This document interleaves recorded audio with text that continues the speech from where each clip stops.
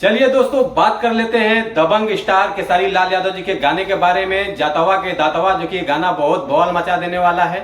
आज हम इसी गाने के बारे में बात करने वाले हैं इस वीडियो में, तो वीडियो को लास्ट तक देखते रहें।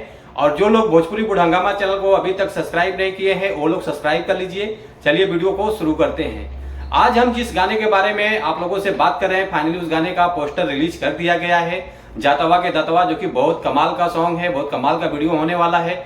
जो कि इस गाने में कुछ अलग आप लोगों को देखने को मिलेगा, क्योंकि खेसारी लाल यादव जी का एक्टिंग भरपूर मिलेगा इस गाने में देखने को। और गाने का बोल तो मैंने बता दिया, इस गाने को लिखा है अभिषेक भोजपुरिया जी, जो कि कमाल का सॉन्ग लिखा है इन्होंने।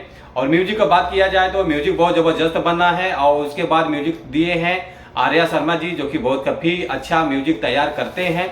और एक्ट्रेस नजर आने वाली हैं प्रिया रघुवंशी जी हैं इस गाने में एक्ट्रेस, जो कि बहुत कमाल का परफॉर्मेंस होने वाला है। तो आप लोग जरूर देखिएगा गाने को। और ये गाना रिलीज होगा अपन ट्यून चैनल से, जो कि बहुत बढ़िया चैनल है। इस चैनल पर बहुत अच्छे अच्छे गाने रिलीज होते रहते हैं।